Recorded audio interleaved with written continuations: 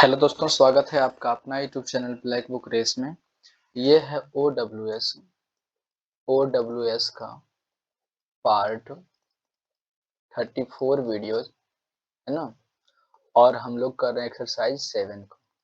ठीक है, इसमें हम लोग 10 क्वेश्चन कंप्लीट कर चुके थे, 11वां आपके सामने है और इसे मैं याद करूंगा। ठीक ना, इसे हम एक बेहतर टेक्निक से कोशिश करेंगे याद करने का।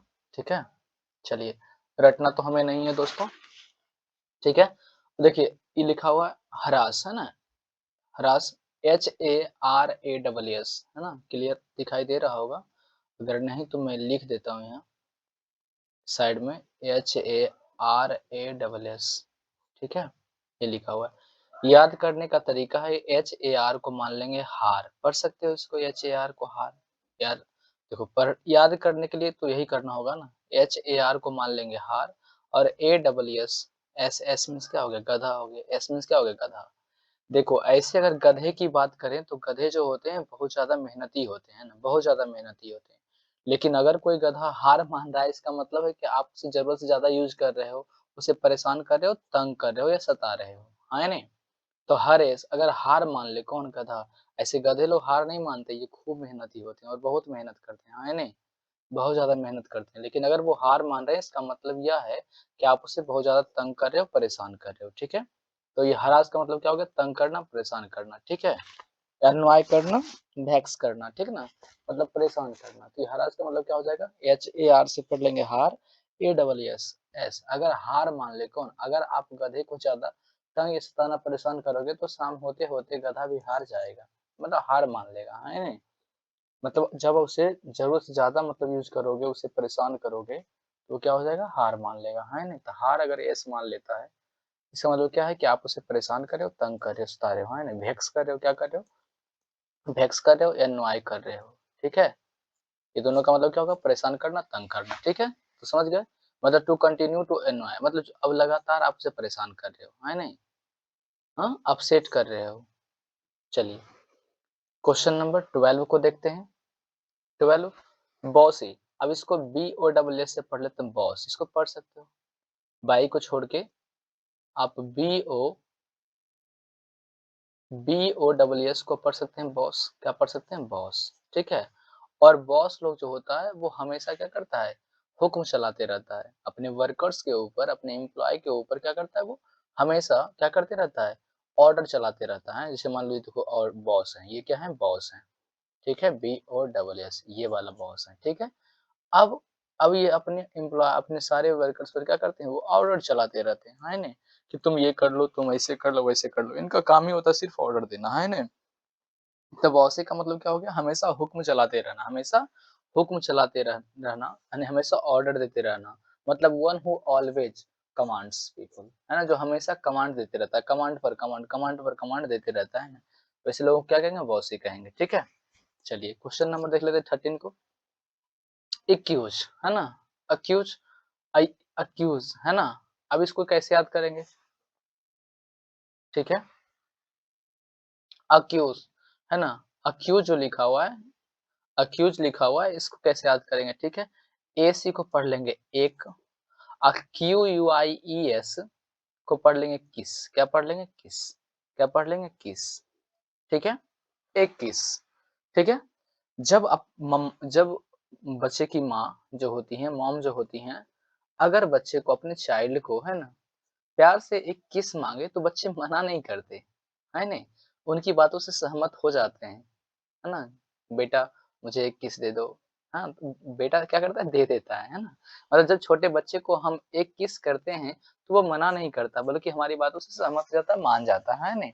बच्चे होते ही ऐसे हैं, अगर प्यार से, है ना, प्यार से पेश उनके सामने आया जाए तो वो किसी चीज के लिए मना नहीं करते। तो एक्यूज, एक है ना, अक्यूज को पढ़ लेंगे एक किस। तो बच्चों से एक किस मांगो, चाहे दो किस मांगो, या 21 किस मांगो, है ना, बच्चे मना नहीं करेंगे, ठीक ना। मतलब एक्सेप्ट साइलेंटली, मतलब वो चुपचाप आपकी बातों को मान लेंगे, आपकी बातों से सहमत हो जाएंगे, सहमत हो जाएंगे, है ना, वो इनकार नहीं करेंगे। याद रहेगा, 21 मतलब 21।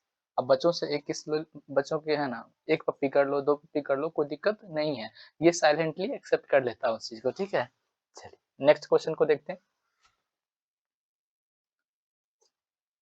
मैट्रिलिनियल है, मैट्रिलिनियल है, ठीक है? आप लोग हमसे बेहतर पढ़ते हो ये हम जानते हैं, ठीक ना? लेकिन हम बस फ़ोकस इस बात पर करते हैं कि कैसे ये याद हो जाए आपको, ठीक है? मैट्रिलिनियल क्या लिखा हो मैट्रिलिनियल आप इसको कैसे याद रखेंगे, है ना? तो MATRI को पढ़ लेंगे मातृ क्या पढ़ लेंगे? मातृ क्या पढ़ लेंगे? मातृ मीन्स माता, है ना? अब LINE मतलब लाइन, मैट्री MATRI मैट्री मतलब मातृ, है ना? मैट्री मीन्स मातृ, है ना? और LINE को पढ़ लेंगे लाइन, क्या पढ़ लेंगे? लाइन पढ़ लेंगे, है ना? मतलब माँ के तरफ से है। माँ के तरफ से कौन-कौन होती हैं? मौसी होते हैं, मामा जी होते हैं, नानी होते हैं, नाना होते हैं ना? तो मातृ MATRI मातृ लाइन, ठीक है? तो मैट्री लाइन MATRI मैट्री LINE लाइन मतलब मैट्री लाइन का मतलब क्या हो जाएगा? मतलब MATRI मतलब मातृ पढ़ सकते हैं इसको MATRI को मातृ मतलब क्या होता है? मातृ हुई माता हो गया ना? LINE लाइन मतलब माँ के तरफ से, किसकी तरफ से? मातृवंशीय मतलब मम्मी की तरफ से जो भी होते हैं उनको कहते हैं मैट्री लाइन, ठीक है? और वैसे ही पिता की तरफ होंगे तो उसको कहेंगे पैट्री लाइन, है ना? पैट्री लाइनियल, है ना? लीनियल, है ना? पैट्री लीनियल कहेंगे या लाइनियल कहेंगे जो भी पढ़ते हैं आप, ठीक है? तो मैट्रिलाइन क्या पढ़ेंगे इसको? मैट्रिलाइन LINE लाइन मतलब माँ के तरफ से, है ना? ऑफ और बेस ऑन क्या है? Kinship kinship with the mother और द फीमेल लाइन मतलब माँ के तरफ से या फीमेल लाइन की तरफ से, ठीक है? अब हम अगर देखेंगे पैट्रीलिनियल, है ना? पैट्रीलिनियल मतलब पैट्री मतलब पिता, है ना? PA से पापा, याद रखने PAPA पापा। और मैट्रिलिनियल में देखिए पहला शब्द क्या है? MA लिखा हुआ है ना? तो इससे रख लेंगे आधा माँ, ठीक है? ठीक है, माँ के तरफ से, ठीक है? तो पैट्रिलिनियल, तो पैट्रिलिनियल मतलब क्या? पिता की तरफ से, LINE लाइन, है ना? पैट्री मीन्स पितृ, पैतृ मतलब पितृ या पिता, LINE लाइन मतलब पिता की तरफ से, पिता की तरफ से चाचा हो गए, फूआ हो गई, है ना? इस तरीके से, दादा हो गए, दादी हो गए, इस तरफ से, ठीक है? चलिए क्वेश्चन नंबर 16 को देखेंगे एरिना। और एरिना आप जानते हो क्या होता है? अखाड़े को बोलते हैं, ठीक है? इसके चारों तरफ क्या होते हैं? मतलब कि रिंग लगे होते हैं और बीच में इस तरीके से होते हैं स्पेस, है ना? ये, ठीक है? इसको एरिना बोलते हैं, क्या बोलते हैं? एरिना बोलते हैं, है ना? तो अखाड़े होते हैं जिसमें मतलब को कोई खेल प्रतियोगिता कराई जाती है ना, उसको एरिना कहते हैं, क्या कहते हैं? एरिना। जैसे अगर आप मतलब कि है ना पुमसी हो गया, कराटे हो गया, जूडो ये सब खेलते होंगे तो उसके लिए एक एरिना होती है, क्या होती है? एक एरिना होता है, एक फिक्स एरिया होता है कि उस एरिया में आप खेलेंगे, ठीक है?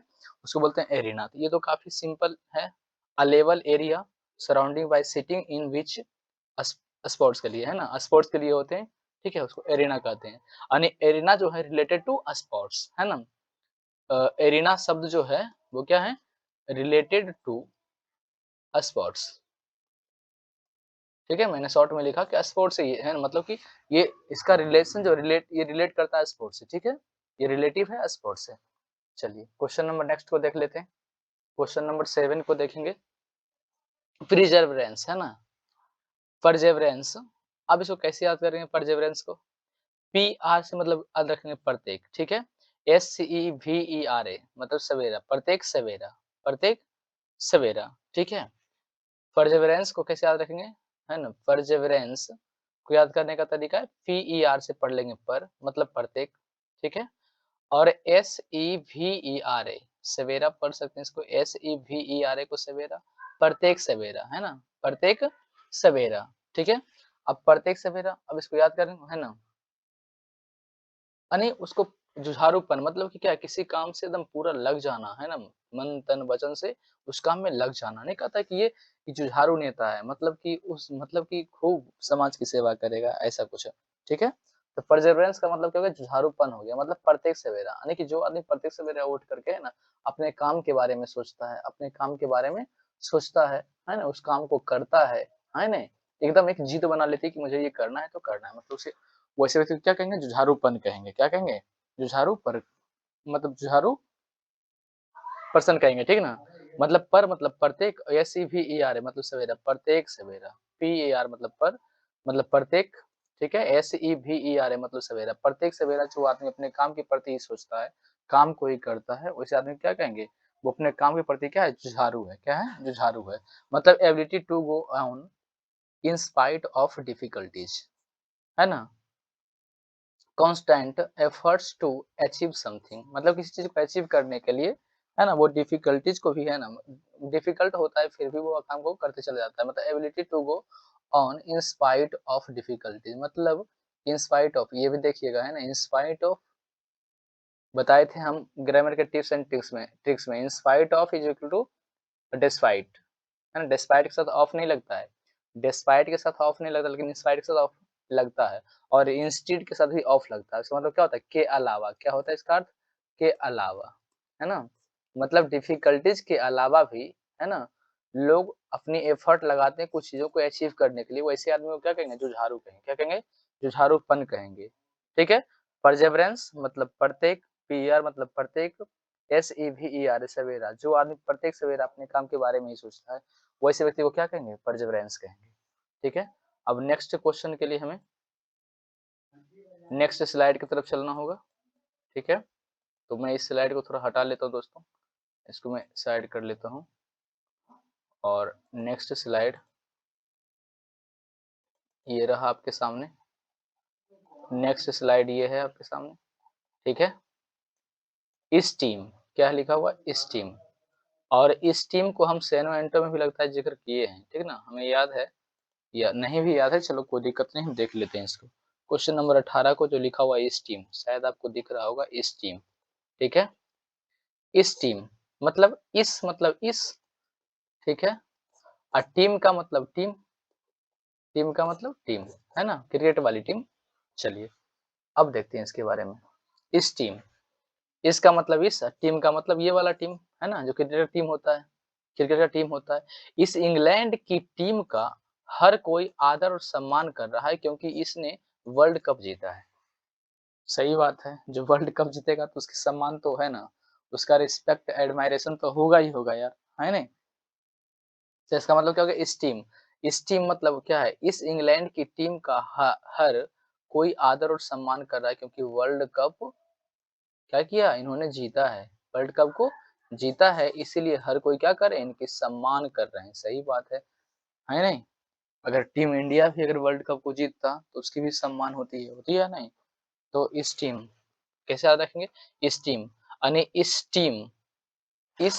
टीम की बहुत ज्यादा आदर और सम्मान हो रहा है, किस टीम की, इंग्लैंड वाली टीम की, क्योंकि इन्होंने वर्ल्ड कप जीता है, ठीक है। तो इस टीम का मतलब क्या, आदर और सम्मान करना, इस टीम का मतलब क्या हो गया, आदर और सम्मान करना। इस तरीके से मन में एक दो बार चाल लोगे ना ये बातों को, तो हमेशा आपके माइंड में छप जाती है, ठीक है। इसका मतलब क्या हो गया, रिस्पेक्ट करना एंड एडमायरेशन, है एडमायरेशन कह लो या रेस्पेक्ट कह लो। एक्रोनेम, है ना, एक्रोनेम इसको कैसे याद रखेंगे, एक्रोनेम का मतलब होता है, जैसे देखो यहाँ लिखा है कीप, क्या लिखा है, कीप, ठीक है। एजुकेशन, है ना, या एजुकेटिंग लिखा है, योरसेल्फ लिखा है। इस कीप का पहला वर्ड के ले लिया यहाँ, एजुकेशन का पहला वर्ड ई ले लिया यहाँ, और योरसेल्फ का पहला वर्ड वाई ले लिया यहाँ, ठीक है। अब दिखाई आपको दे रहा होगा। और आपको पता है कि जब हमने कीप का पहला वर्ड के उठाया, एजुकेशन का पहला वर्ड मैंने ई उठाया, और योरसेल्फ का पहला वर्ड मैंने वाई उठाया था, ई बन गया क्या, एक शब्द बना लिया, है ना, एक फ्रेज, एक मतलब कि, है ना, फ्रेज बन गया, फ्रेज बन गया की का, है ना। और की का मतलब क्या हो गया, एक अर्थ, सार्थक अर्थ भी निकलता है, की का मतलब क्या होता है, चाबी होता है, ठीक है। तो उसी को कहते हैं एक्रोनेम कहते हैं, मतलब बहुत सारे, मतलब कि बहुत सारे मीनिंग के, मतलब कि पहले लेटर को उठा करके एक मीनिंग बना देना, इसको कहते हैं एक्रोनेम कहते हैं, ठीक है। तो यहाँ तो समझ गए होंगे, लेकिन यहाँ समझिए एक्रोनेम मतलब एक करो, है ना, इसके पहले लेटर को एक करो, यानी इस नाम के, नेम मतलब नाम, है ना, ये जो नाम है कीप है, एजुकेटिंग है, योरसेल्फ है, ये सारे जो हैं, है ना, ये सब नाम का पहला लेटर को एक करो, क्या करो, एक, है ना। ए सी को पढ़ लेंगे एक, ए सी को पढ़ लेंगे एक, और सी आर ओ को पढ़ लेंगे करो, ठीक है। मैं और अच्छे से समझाने की कोशिश करता हूँ आपको। ए सी पहला वर्ड को ए सी को कर लेंगे एक, अस्सी, है ना, एक, नहीं नहीं नहीं, ए को पढ़ लेंगे एक, ए को पढ़ लेंगे एक, और सी आर ओ को पढ़ लेंगे करो, है ना। अरे यार,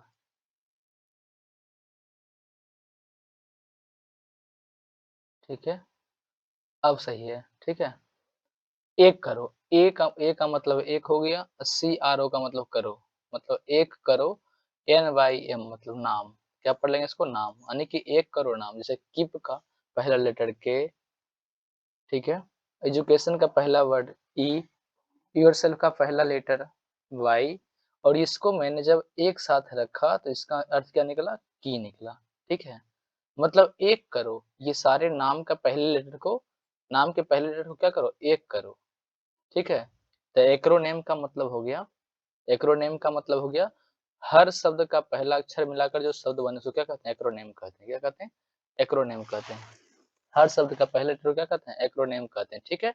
मतलब a word composed of the first letter of the word in a phrase, है ना? मतलब एक फ्रेज में, ये की वाली फ्रेज में, की वाली फ्रेज में क्या किया गया है? इस वर्ड्स ये जो कीप वाली वर्ड है इसका के लिया गया, एजुकेशन का ई और योरसेल्फ का वाई लिया गया, ठीक है? A word composed of the first letter के रूप में ना कंपोज्ड किया गया of the word in a phrase, एक फ्रेज में उसको कंपाइल किया गया, मतलब उसको रखा गया, ठीक है ना? इसे बोलते हैं एक्रोनेम, बोलते हैं क्या बोलते हैं? एक्रोनेम बोलते हैं। नेक्स्ट क्वेश्चन को देखते हैं, विस्पर, ठीक है? औ विस्पर मतलब फुसफुसाना, क्या अर्थ निकलता है? फुसफुसाना, है ना? इसका अर्थ क्या निकलता है? फुसफुसाना। विस्पर का मतलब क्या निकलता है जी? फुसफुसाना, ठीक है? सॉरी यार,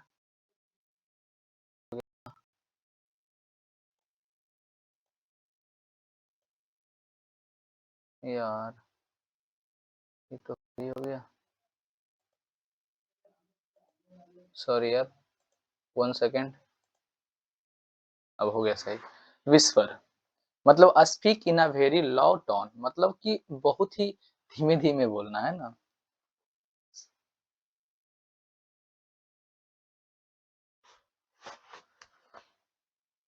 ठीक है? इसको देखो, ये इसको सबसे आसान तरीका है, आप इसको मत याद करो, ठीक है?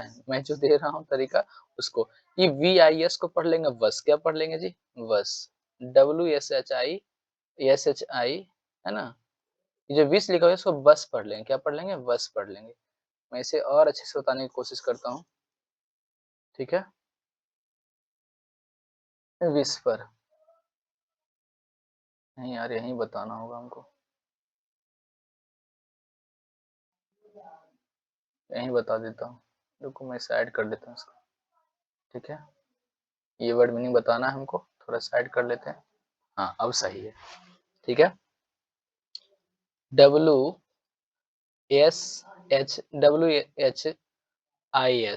इसको विस विस है ना, विस पर लिखा हुआ है ना, तो WHIS को पढ़ लेंगे वस, क्या पढ़ लेंगे?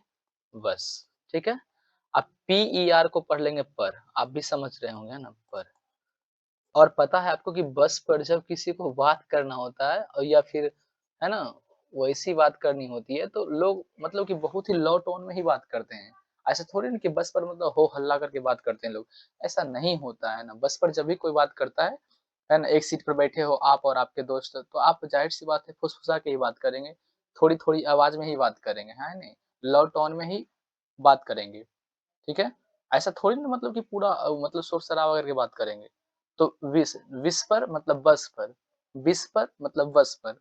बस पर जब आप अपने दोस्तों से बात करेंगे, तो लो टोन में ही बात करते हैं, ठीक है? तो इस विस्पर का मतलब क्या हो गया? लो टोन में बात करना, ठीक है? लो टोन में बात करना, याद रहेगा आपको। विस्पर मतलब बस पर, ठीक है? विस्पर मतलब बस पर। और जब आप बस पर अपने दोस्तों से बात करते हो, या मान लो कि बस पर आप इस तरीके से जा रहे हो, इस तरीके से आप जा रहे हो। देखो एक ये है ना फर्स्ट गर्ल, और ये सेकंड है, ठीक है? ये दोनों देखो आपस में कैसे बात कर रहे हैं। मान लो कि ये दोनों बस में हैं। या ऐसा सपोज करो कि जब आप मतलब अपने, है ना, गर्लफ्रेंड के साथ जाते हो कहीं, मतलब जा रहे हो, ठीक है?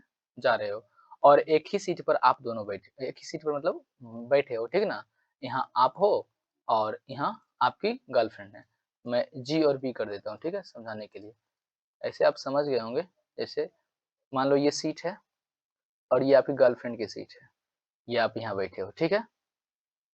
अब जब आप दोनों बात करोगे तो ऐसा थोड़ी ना कि पूरे बस वालों को सुनाओगे कि हम कहाँ जा रहे हैं, है ना? किस गली में जा रहे हैं, किस मोहल्ले में, किस, है ना?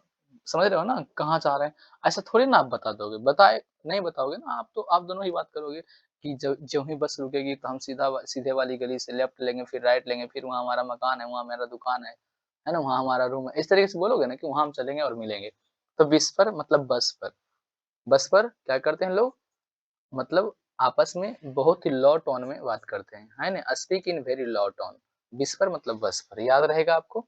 चलिए तो आज के लिए इतना ही, मिलते हैं नेक्स्ट क्लास में, तब तक के लिए जय हिंद दोस्तों।